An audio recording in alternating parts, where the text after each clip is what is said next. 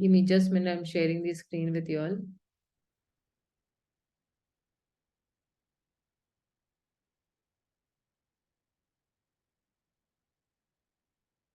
Yeah, we had completed till here, it seems. 3.45, the first chapter.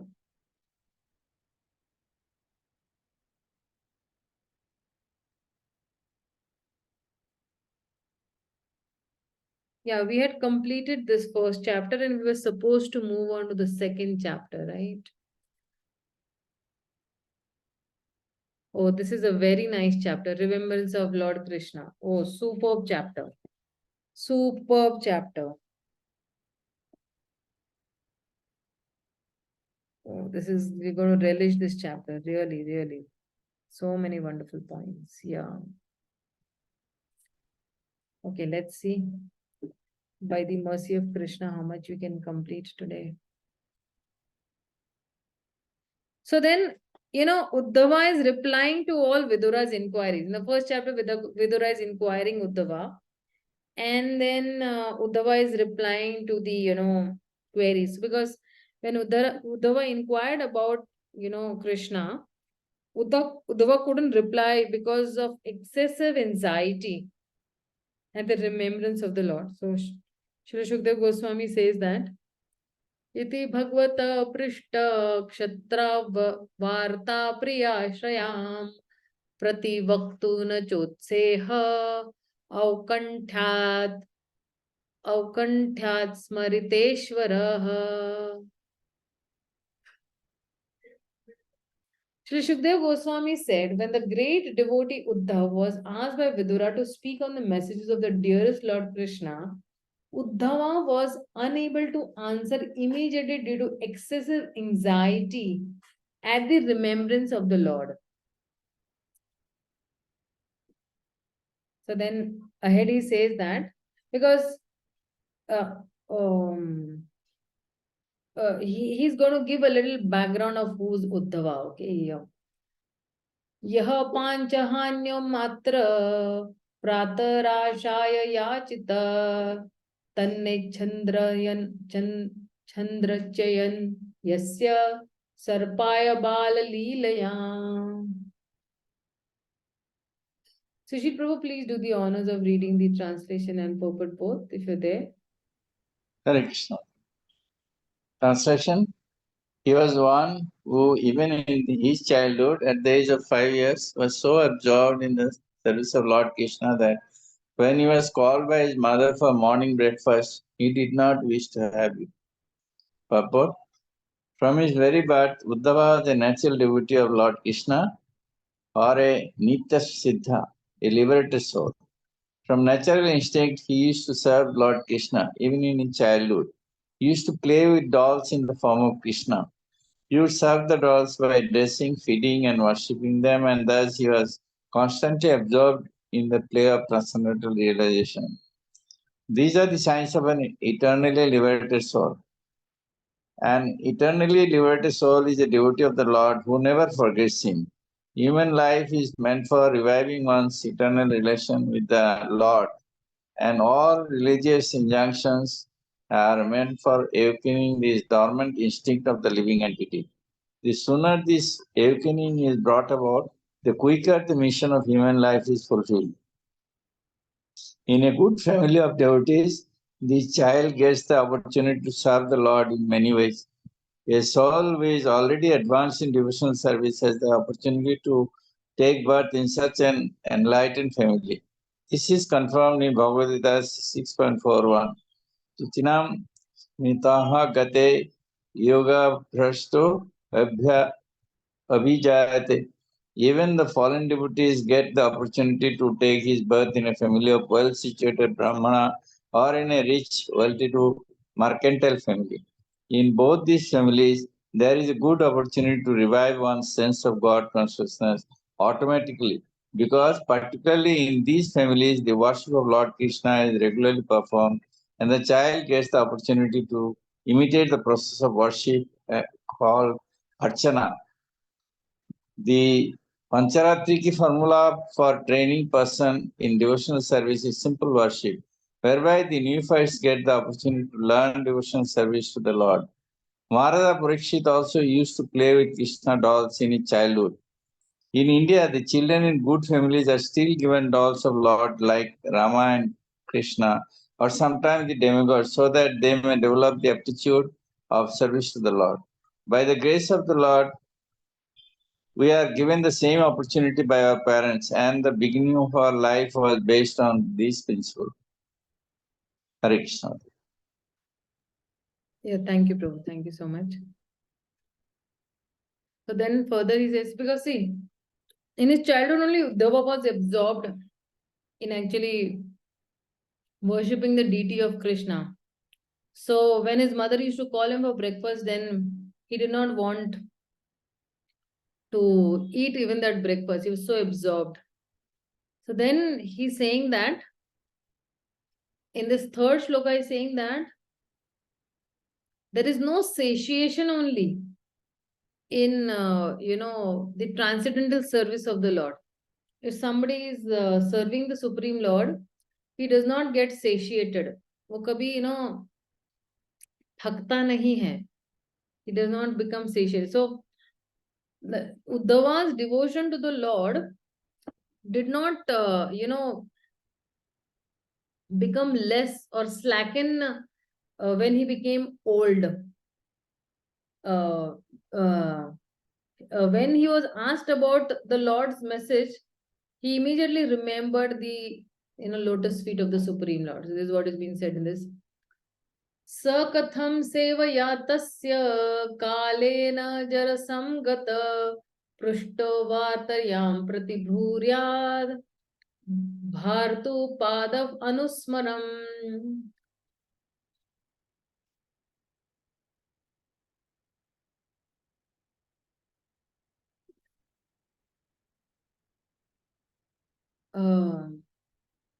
Anupro, please read the translation and purport both. Translation. Uddhav thus served the Lord continually from childhood, and in his old age that attitude of service never slackened. As soon as he was asked about the message of the Lord, he at once remembered all about him. Purport. Transcendental service to the Lord is not mundane. The service attitude of devotee gradually increases and never becomes slackened. Generally, in old age, a person is allowed retirement from mundane service. But in the transcendental service of the Lord, there is no retirement at all. On the contrary, the service attitude increases more and more with the progress of age. In the transcendental service, there is no saturation, and therefore there is no retirement. Materially, when a man becomes tired by rendering service in his physical body, he is allowed retirement, but in the transcendental service, there is no feeling of fatigue because it is spiritual service and is not on the bodily plane. Service on the bodily plane dwindles as the body grows older, but the spirit is never old, and therefore on the spiritual plane, the service is never tiresome. Uddhav undoubtedly became old, but that does not mean that his spirit became old.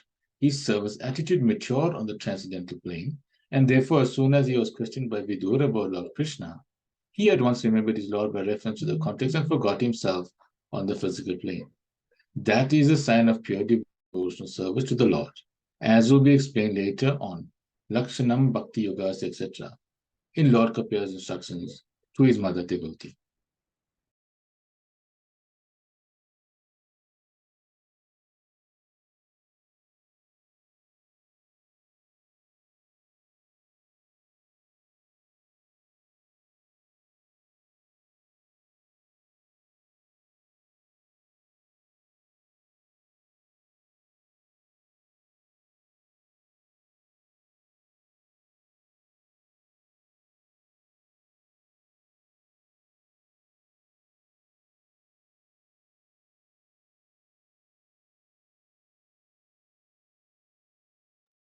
Hare Krishna, Mataji, you are on mute.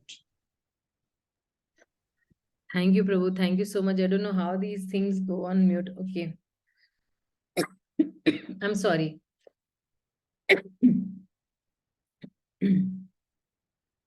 So even if you see in Srila Prabhupada's life, that at the age of 70, he moved to USA. And for him, the body was not at all, obstacle, because he was on the spirit level. And on the spirit level, somebody is serving, then he is never old. And the service does not become even tiresome. At the age of 70, even on the verge, on the last day of his disappearance, also he is translating the 10th canto of the Śrīmad-Bhāgavatam. So for a devotee, the body might become old, but the spirit does not become old. So if somebody will say, oh, I'm very old, I'm not able to serve. But no, a devotee never thinks that he has become old. A devotee always thinks that I'm young by heart. And his service attitude will mature more and more and more, and he will take more and more responsibilities of serving Krishna.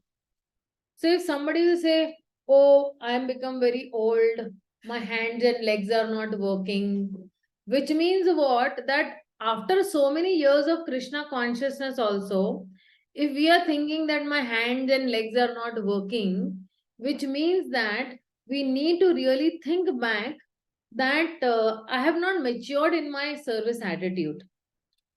Okay, of course, if he is completely bedridden, then there are exceptions to that. But if he's moving around, and if he's only thinking, that he's become old by his mind, then he has to check his service attitude.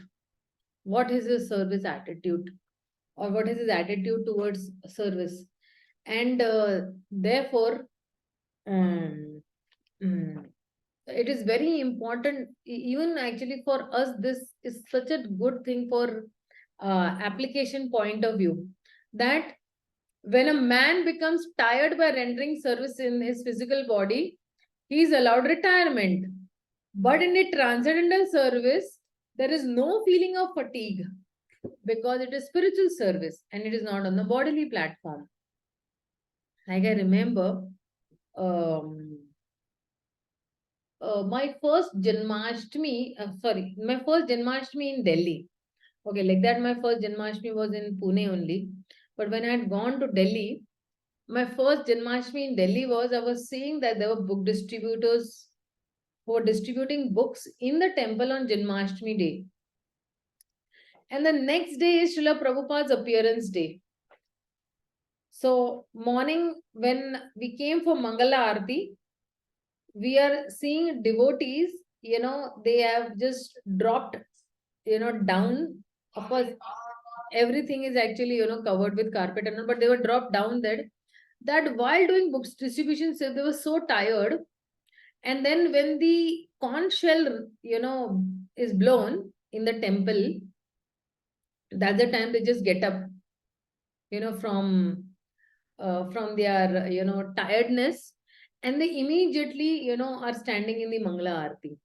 And, it was so inspirational for me to see that the whole of Janmashtami morning, they have done book distribution. And then maybe they must have just slept, but like at around like maybe 2 o'clock or 3 o'clock. And then here is 4:30 Mangala Aarti, and they just took maybe a quick power nap of, 2 hours or 1.5 hours. And here they are for Mangala Aarti.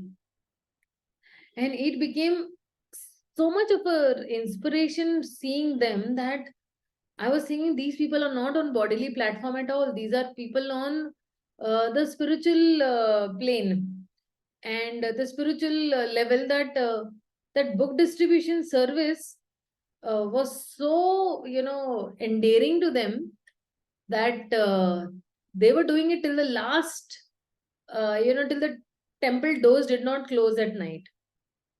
So that was really very inspirational for me.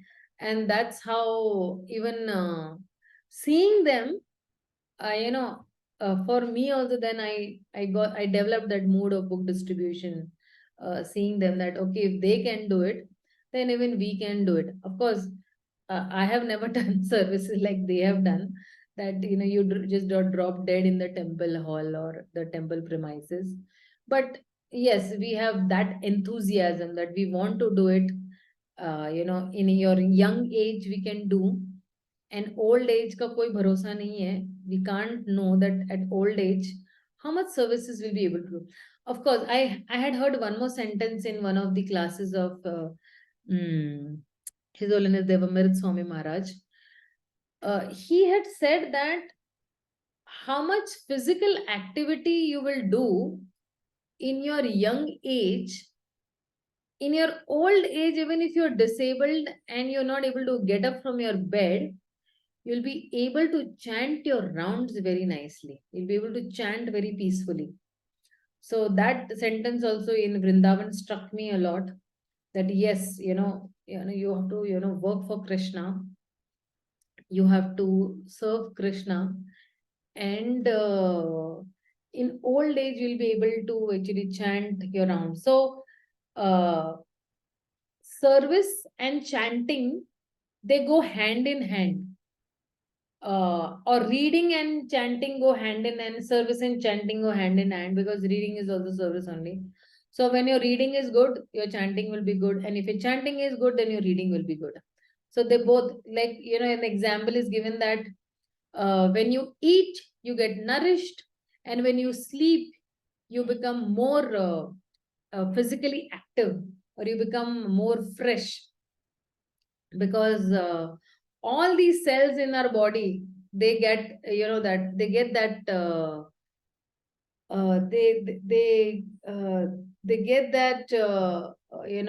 power to function the next day properly. So similarly with us also, when we chant, we'll get the power to read, and you read, you get the power to chant. So that way, this particular shloka is too good.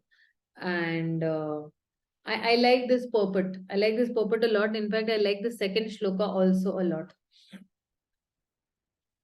Let's go to the next. Sahamurtam abhut tushnim krishangri shuddhaya bhrisham tivrena bhakti yogena nimagna sadhu nivrutaha.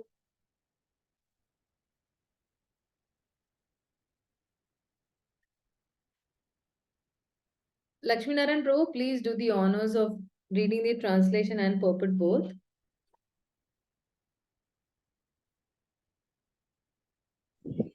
Mataji, I am traveling, Mataji. Okay. Okay, problem. Okay, no problem, Prabhu. No problem. Fine. Rupa Mataji, please read the translation and purport both. Hare Krishna. For a moment, he remained dead silent and his body did not move. He became absorbed in the nectar of remembering the Lord's lotus feet in devotional ecstasy, and he appeared to be going increasingly deeper into that ecstasy. Purport. On the inquiry by Vidura about Krishna, Uddhava appeared to be awakened from slumber. He appeared to regret that he had forgotten the lotus feet of the Lord. Thus he again remembered the lotus feet of the Lord and remembered all his transcendental loving service unto him. And by doing so, he felt the same ecstasy that he used to feel in the presence of the Lord. Because the Lord is absolute, there is no difference between his remembrance and his personal presence. Thus Uddhava remained completely silent for a moment, but then he appeared to be going deeper and deeper into ecstasy. Feeling of ecstasy are displayed by highly advanced devotees of the Lord. There are 8 kinds of transcendental changes in the body: tears, shivering of the body, perspiration, restlessness, throbbing, choking of the throat, etc. And all were manifested by Uddhava in the presence of Vidura. Hare Krishna. Thank you so much. So, Uddhava is actually silent for... So, one muhurta is actually how many minutes? For a moment. So, one muhurta is 48 minutes. Okay. Even if you see Khatwang Maharaj, within a moment, they say, no, Khatwang Maharaj attained the supreme abode of the Lord within a moment. Within a moment means 45 minutes. Like, so, his devotional ecstasy, became more and more deeper, and he became more nimagna. Nimagna means he became more absorbed in, or you can say he became more submerged in the sweetness of the lotus feet of Krishna, Krishangari Shuddhaya. And and because of his separation from Krishna, and that is why that went on increasingly more deeper and deeper. He went into that ecstasy also. So remembering the lotus feet in devotional ecstasy, is like you relish that devotional ecstasy. And of course, that ecstasy has different gradations and different levels, which nobody can explain those feelings of ecstasy by, the highly advanced transcendentalist. And in the Nectar of Devotion, it is said that there are 8 kinds of changes, transcendental changes in the body. So this is, he's talking on the level of bhava, okay? So he's saying that anybody on the level of bhava, he'll have tears, or he'll have shivering, he'll have perspiration, he'll have restlessness, and a little, you can see a reflection is seen when we are also serving. I'm not saying that I am on the level of bhava. I'm saying that a glimpse, we are able to realize it. Why? Because, for example, you're going on book distribution. Isn't there so much of restlessness that what will happen today? A book does not go 2 hours, 3 hours, 4 hours, 5 hours. Not a single book is gone.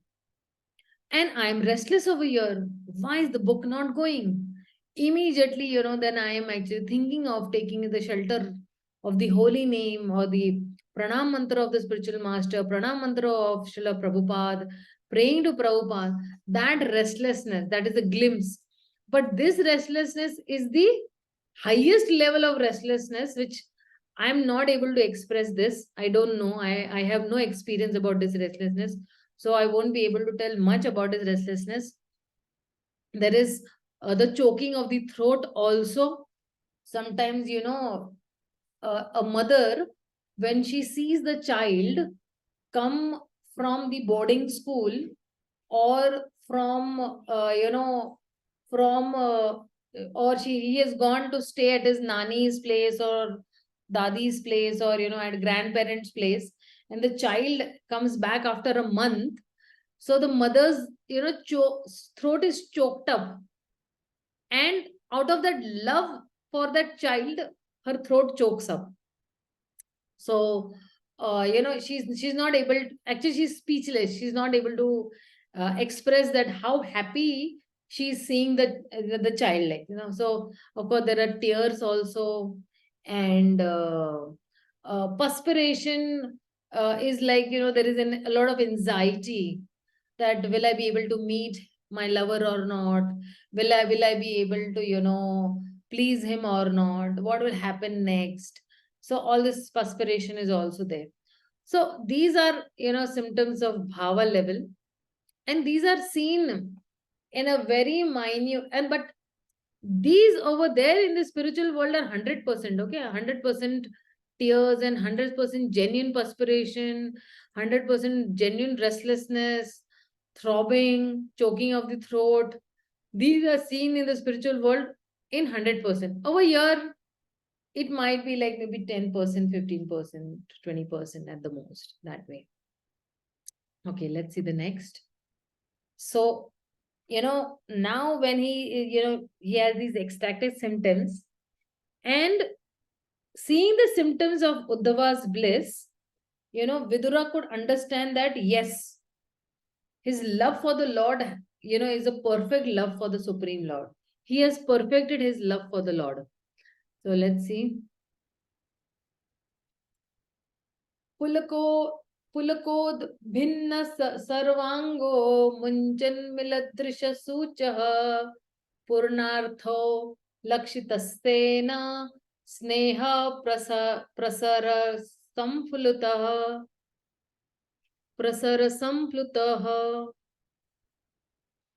Okay, there is something in the chat box.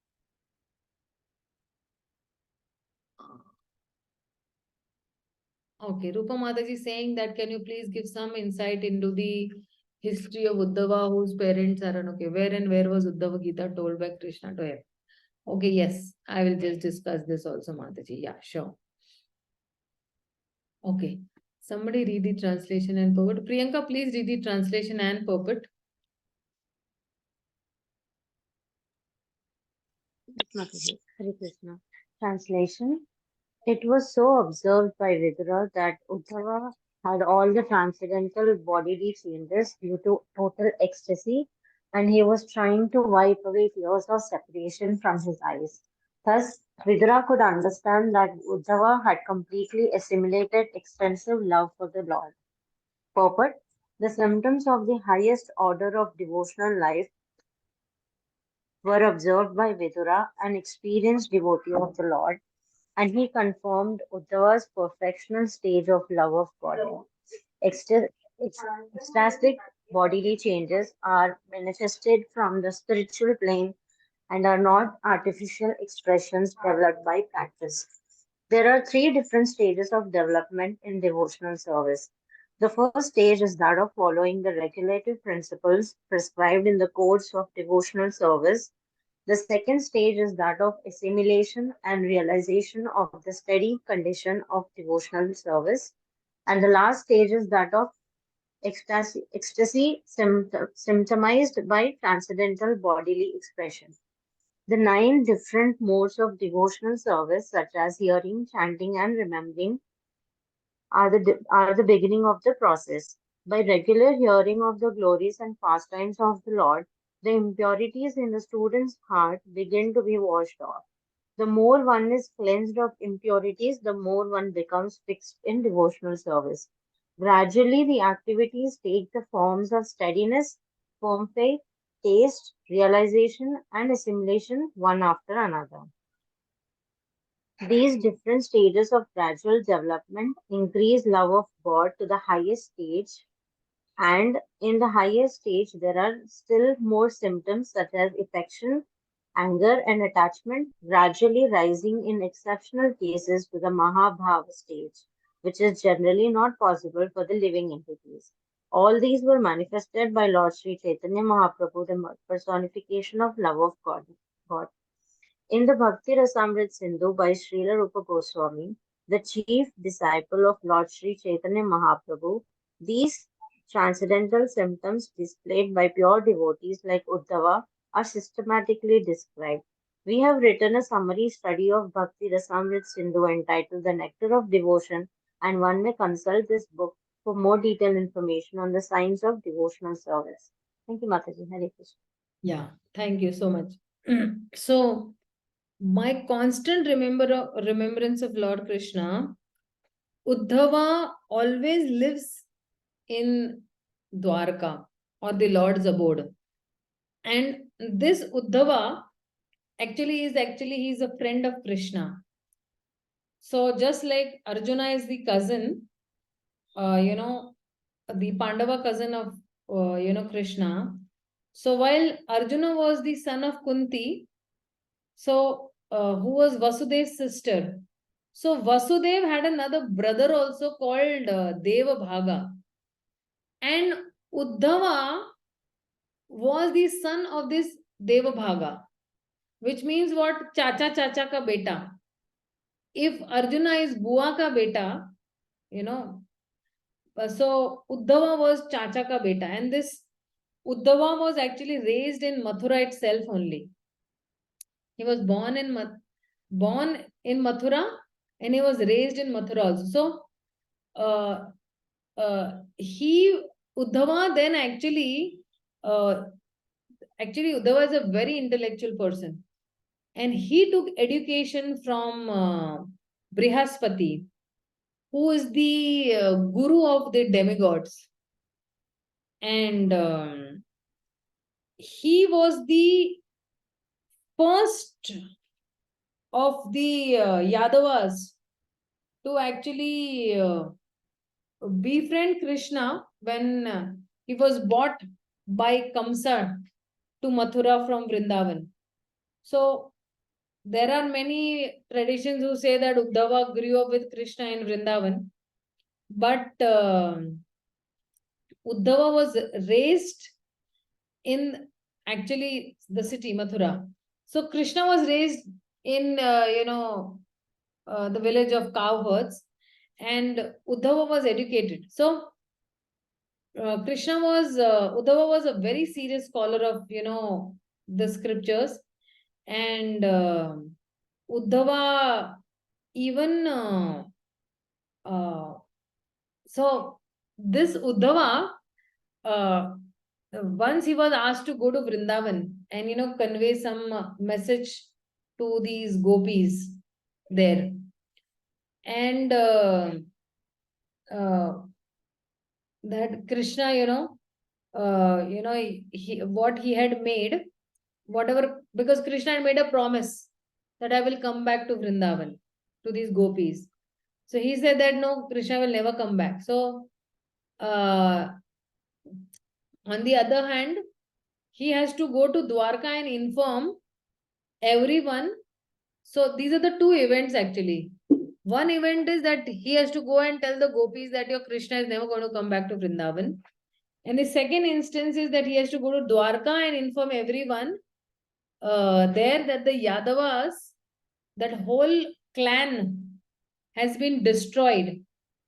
And Krishna has disappeared from this earth planet.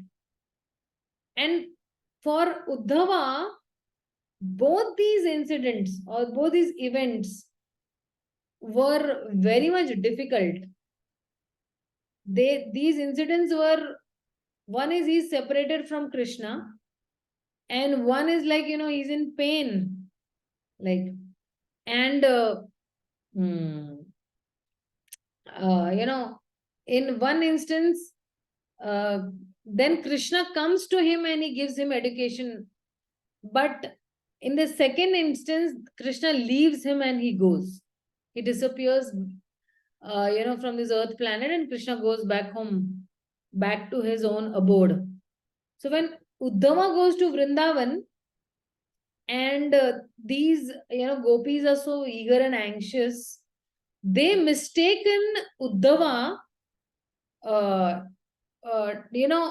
for Krishna. They think that because Uddhava's features are so similar to Krishna, that these gopis thought that he is Krishna only. And because he comes in the same chariot that Krishna, took away, and Krishna's cousin, and he has a similar feature. So, but then they realize that Uddhava is, not Krishna. He does not know how to comfort. He does not know how to, be emotional, like how Krishna used to console us and all. And he's a very calm and composed person, like a priest. And he just, very nicely, he's passing on the news that Krishna has given him. And he's not understanding why the, women are hankering for Krishna, or why the gopis are hankering. So, Uddhava is advising the gopikas to read scriptures, and he's telling those simple, maids to, or the simple cowherd girls to read the scriptures as such. But then Uddhava is offering them knowledge to console them, but these cowherd girls, they say that no, we don't want to be consoled. Where do we put your knowledge? And our memories are already being occupied by Krishna, so your knowledge will just overflow. There is no place for your knowledge into our consciousness. So then actually hearing this, Uddhava becomes very humbled by this unalloyed devotional love for Krishna. And that is why, though Uddhava was a Jnana yogi, he understands Bhakti Yoga for the very first time. And then, and then later on, Uddhava watches Krishna take the Yadavas out of Mathura, to Dwarka, and he watches them, how he's helping the Pandavas and how the Pandavas won the war against the Kauravas. And then how a great, a great war is there between the Yadavas, and Krishna does nothing to stop. And, both the parties, are killing each other, and, Uddhava is actually, very much aghast while, Krishna is just telling him calmly that, you just convey this message to the women and the children. And, so Uddhava is telling Krishna that how can you be so cool and calm? And Krishna says that because I am detached. So he's asking Uddhava, are you also not attached? And then he reveals to Uddhava the Uddhav-gītā. And this Uddhav-gītā is also actually known as the Hamsa-gītā, the song of the goose. So Uddhava realizes that he is very knowledgeable, but he's not wise. He knows every verse of every scripture, and he can counter argument, but he has no knowledge how the gopis had this knowledge. And even Radharani, he does not know how to accept. He said that if you truly have wisdom, you will have faith and patience also. So with wisdom comes faith and patience. So faith means truly accepting the material things are bound to go, but the spiritual things will not go. And Krishna will leave Vrindavan eventually. Krishna will leave Mathura and Dwarka. But the Golok Vrindavan will always be there. Material things will go. And even Srimati Radharani knew this. And so even when Krishna left, she wept. She never expected him to return physically. And he was always there with her. So Uddhava learned many actually lessons. And he actually turned into a true goose who enjoyed the waters, but not let that water stick to his feathers. So he actually realized that truth, and he not only understood it, but it is like the best gift that Krishna gave Uddhava was the knowledge of that Gita. And that's how the Uddhav Gita, or Krishna spoke the Gita to Uddhava. And if you see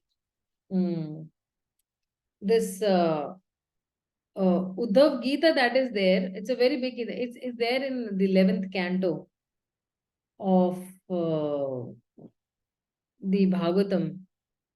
And in that in itself is such a wonderful, in fact, the 11th canto is such a wonderful canto filled with, complete knowledge, complete Gyan Yoga, because Krishna is actually giving a lot many, what do you say, lessons to Uddhava also, because they were living together from their nice childhood days.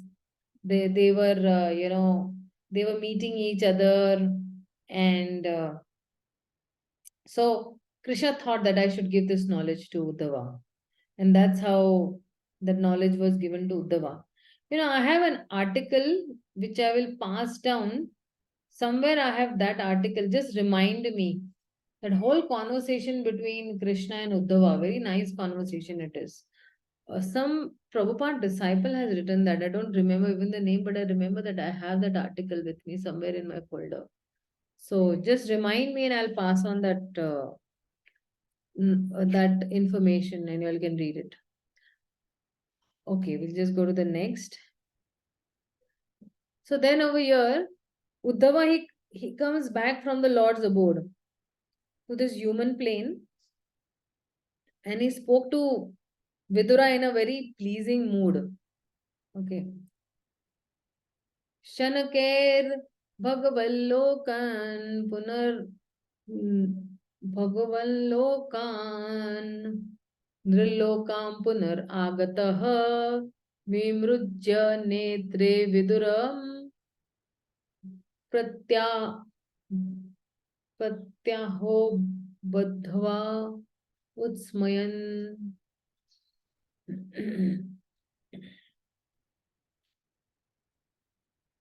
Sangeeta Mataji, please read this translation and purport both.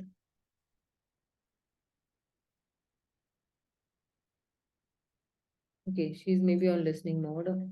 Okay, Vignesh Prabhu, please read the translation and purport both. Hare Krishna Mataji. Hare Krishna. Translation. The great devotee Uddhava soon came back from the abode of the Lord to the human plane, and wiping his eyes, he awakened his reminiscence of the past and spoke to Vidura in a pleasing mood. Purport. When Uddhava was fully absorbed in the transcendental ecstasy of love of God, he actually forgot all about the external world. The pure devotee lives constantly in the abode of the Supreme Lord, even in the present body, which apparently belongs to this world. The pure devotee is not exactly on the bodily plane, since he is absorbed in the transcendental thought of the Supreme. When Uddhava wanted to speak to Vidura, he came down from the abode of the Lord, Dwaraka, to the material plane of human beings. Even though a pure devotee is present on this mortal planet, he is here in relation to the Lord for engagement in transcendental loving service and not for any material cause. A living entity can live either on the material plane or in the transcendental abode of the Lord, in accordance with his existential condition. The conditional changes of the living entity are explained in the Chaitanya Charitamrita in the instructions given to Srila Rupa Goswami by Lord Śrī Caitanya. The living entities all over the universes are enjoying the effects of the respective fruitive results of their own work, life after life. Out of all of them, some may be influenced by the association of pure devotees and thus get the chance to execute devotional service by attainment of taste. This taste is the seed of devotional service, and one who is fortunate enough to have received such a seed is advised to sow it in the core of his heart. As one cultivates a seed by pouring water to fructify it, the seed of devotional service sown in the heart of the devotee may be cultured by pouring water in the form of hearing and chanting of the holy name and pastimes of the Lord. The creeper of devotional service, so nourished, gradually grows, and the devotee, acting as a gardener, goes on pouring the water of constant hearing and chanting. The creeper of devotional service gradually grows so high that it passes through the entire material universe and enters into the spiritual sky, growing still higher and higher until it reaches the planet Goloka Vrindavana. The devotee gardener is in touch with the abode of the Lord, even from the material plane, by dint of performing devotional service to the Lord, simply by hearing and chanting. As a creeper takes shelter of another, stronger tree, similarly, the creeper of devotional service, nourished by the devotee, takes shelter of the lotus feet of the Lord and thus becomes fixed. When the creeper is fixed, then the fruit of the creeper comes into existence, and the gardener who nourished it is able to enjoy this fruit of love, and his life becomes successful. That Uddhava attained this stage is evident from his dealings. He could simultaneously reach the supreme planet and still appear in this world. Yeah. Thank you, Prabhu. Thank you so much. Thank you. So then, so this whole description what Prabhupada is given, he has given this in Śrī Caitanya Charitamrita also. This whole thing, this whole explanation has been given by Śrīla Rupa Goswami. Sorry, by Śrī Caitanya Mahāprabhu to Śrīla Rupa Goswami. It is there in Chaitanya Charitamrita also. Okay, so then out of sympathy, then Vidura, first brings out, certain philosophical conclusions to pacify Vidura, because Vidura was actually very much overcome by grief. So now Uddhava will start speaking. Uddhav uvacha Krishna Dyumni Nimmaloche Girneshva Jagarenaha Kim Nunam Kushalam Bhuya Yatsrushu Gruhahe Swaham.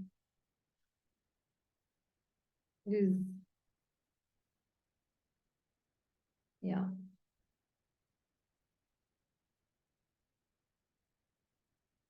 Vishal Prabhu, please read this translation and purport both.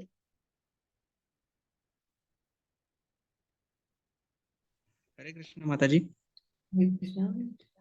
Translation.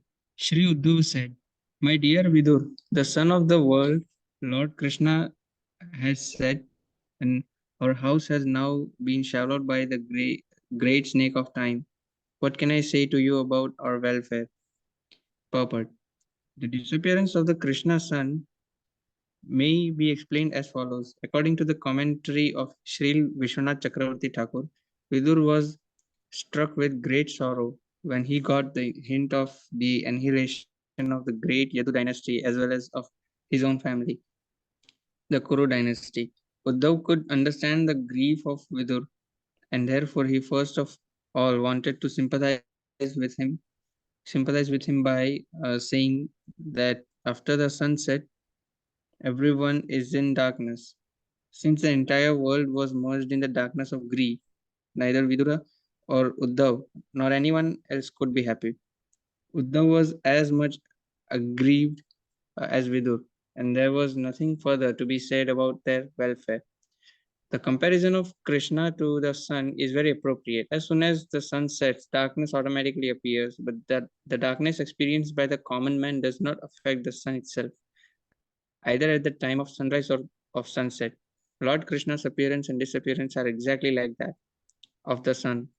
He appears and disappears in innumerable universes, and as long as he is present in a particular universe, there is all transcendental light in that universe. But the universe from which he passes away is put into darkness.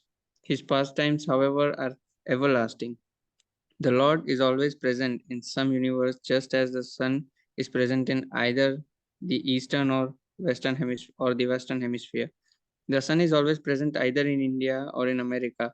But when the sun is present in India, the American land is in darkness. And when the sun is present in America, the Indian hemisphere is in darkness.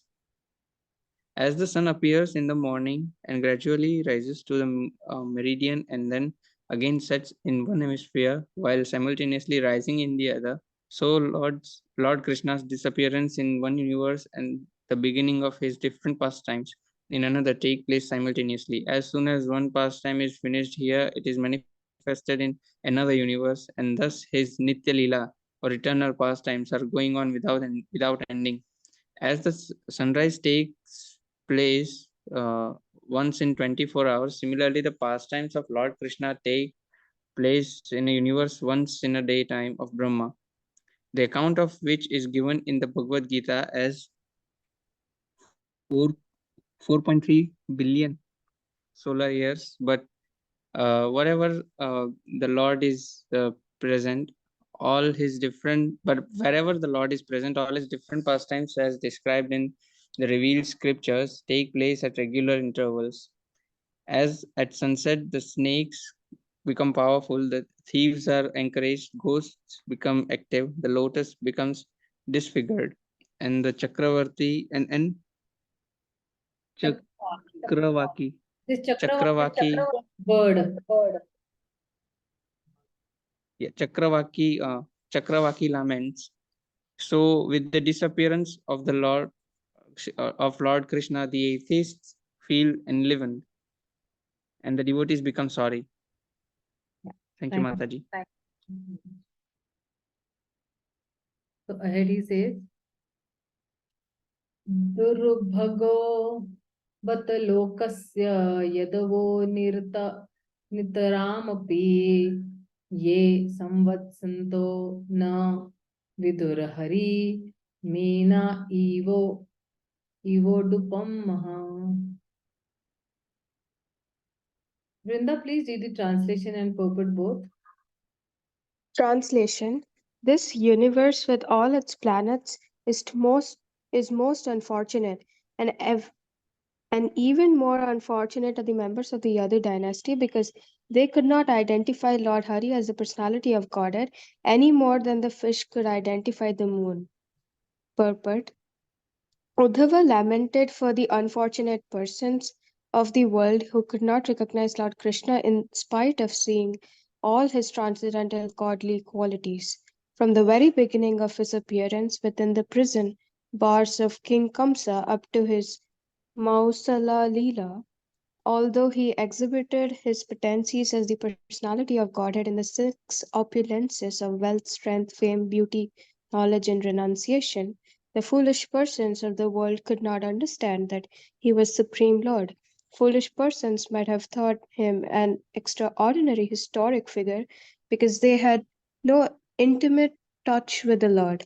But more unfortunate were the family members of the Lord, the members of the other dynasty, who were always in company with the Lord, but were unable to recognize him as the Supreme Personality of Godhead.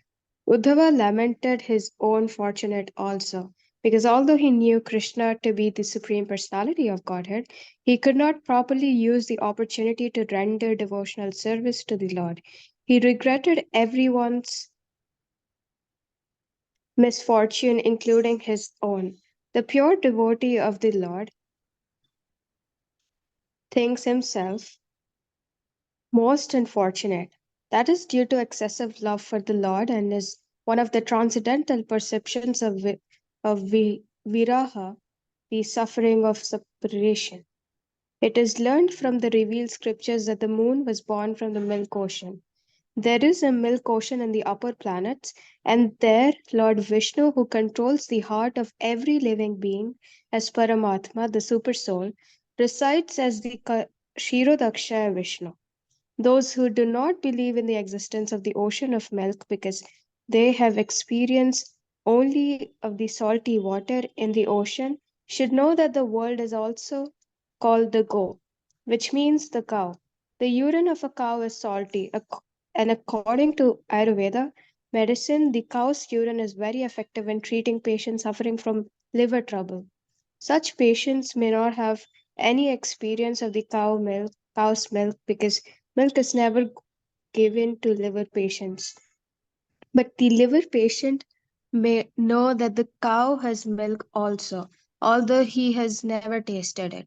Similarly, men who have experienced only of this tiny planet where the saltwater ocean exists may take information from the revealed scripture that there is also an ocean of milk, although we have never seen it. From the ocean of milk, the moon was born, but the fish in the milk ocean could not recognize that the moon was not another fish and was different from them. The fish took the moon to be one of them, or maybe something illuminating, but nothing more. The unfortunate persons who do not recognize Lord Krishna are like such fish. They take him to be one of them, although a little extraordinary in opulence, strength, etc. The Bhagavad-gītā 9.11 confirms such foolish persons to be most unfortunate. avajyanti ma mudha manusim tanum ashritam.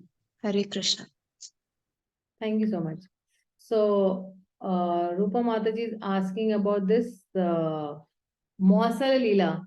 So, Mausala Leela means till the time he had grown up to a particular certain age, and then he had not moved from Vrindavan to actually Mathura, and from Mathura to Dwarka. Okay. Okay, so ahead he says that both the Yadus, they were highly learned and expert, but they could not understand the Lord. They could understand the Lord only partially. They could understand him only as the Paramatma, but they were not able to understand him as Bhagavan. Ingita Jnana Puru Praudha Ekaramascha Satatam Mrushambham Sarve Bhutavasamam Bhutavasamam Samtatah. Akshita, please read this translation and purport both. Hare Krishna Mataji. The Yadus were all experienced devotees, learned and expert in psychic study. Over and above this, they were always with the Lord in all kinds of relaxations, and still they were only able to know him as one supreme who dwells everywhere. Purport. In the Vedas, it is said that the Supreme Lord or the Paramatma cannot be understood simply by the strength of one's erudition or the power of mental speculation. Nayam Atma Pravachenena Labhyana Medhayana Bahuna Shrutena. Katha Upanishad 1.2.23. He can be known only by one who has the mercy of the Lord. The Yadavas were all exceptionally learned and experienced, but in spite of their knowing the Lord as the one who lives in everyone's heart, they could not understand that he is the original personality of Godhead. This lack of knowledge was not due to their insufficient erudition, it is due to their misfortune. In Vrindavana, however, the Lord was not even known as the Paramatma because the residents of Vrindavana were pure unconventional devotees of the Lord and could think of him only as their subject of love.